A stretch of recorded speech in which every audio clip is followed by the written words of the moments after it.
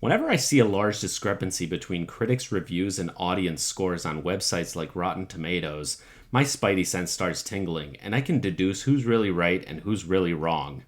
In the case of Where the Crawdads Sing, the audience scored the film much higher than so-called professional critics, calling themselves journalists these days. What these pretentious Ivy Leaguer journalists don't see is how far removed they are from the general population.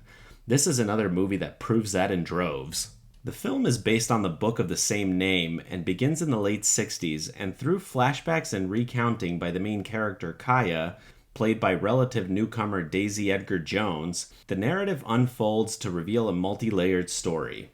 In present day, she is accused of murdering a popular local quarterback, Chase Andrews, played by Harris Dickinson.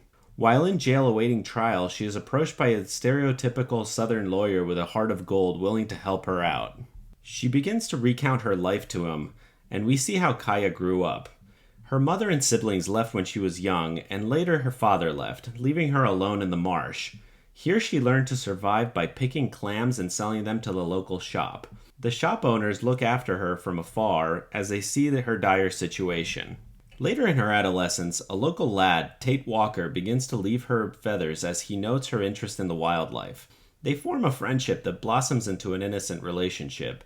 And I mean really innocent. He doesn't even sleep with her out of fear of hurting her. What a stand-up guy. He encourages her to follow her passion with her wildlife drawings and submit them to a publisher, but then he goes off to college promising to come back, but when he doesn't, Kaya is disappointed yet again. Years later, she meets the star quarterback Chase when he invites her to a picnic where he tries to sleep with her. He apologizes and they begin a relationship of sorts, but it never really feels that comfortable for Kaya, and we later find out why. This is when Tate shows up to warn Kaya about Chase. I won't give away any spoilers, but we all know what's amiss with Chase. So when Kaya is disappointed by yet another male in her life, she attempts to leave Chase, but he isn't so willing to let her go so easily. Tate tells her to go meet with her publisher, and when she returns, we find out that Chase was found dead in the woods.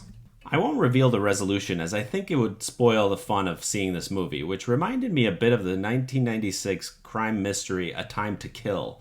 Although much different in style and feel, a lot of the same elements are there as the setting in the American South and the well-meaning Southern lawyer believing the accused. Where the film differs in relation to the setting is the cinematography. Director Olivia Newman does a fantastic job portraying the marshlands of South Carolina. And being an outdoors person myself, I appreciated the attention to detail of the natural elements in which Kaya thrived. From her obsession with birds to the flora, the film caught everything that makes this particular area of the country quite stunning. The plot and the feel of the story differed from a lot of murder mysteries that you usually get. It was much calmer in pace and atmosphere, which played very well with the setting of the marsh. The way of life was quite stark as well. Everyone has this rosy view of America being such a rich country, but power and wealth are and always have been highly concentrated here. The poverty of the American South is in full view in this film. For example, there's a scene where Kaya attempts to go to school and goes barefoot since she can't afford shoes. Who knew that in the most powerful first world country, kids go shoeless?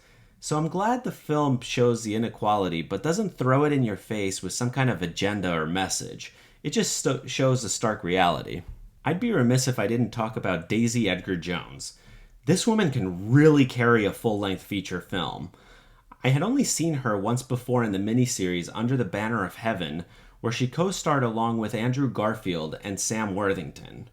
Having been able to hold her own with an acting powerhouse like Garfield must have really impressed casting directors, since she was perfect for this role, as she could show good dramatic range.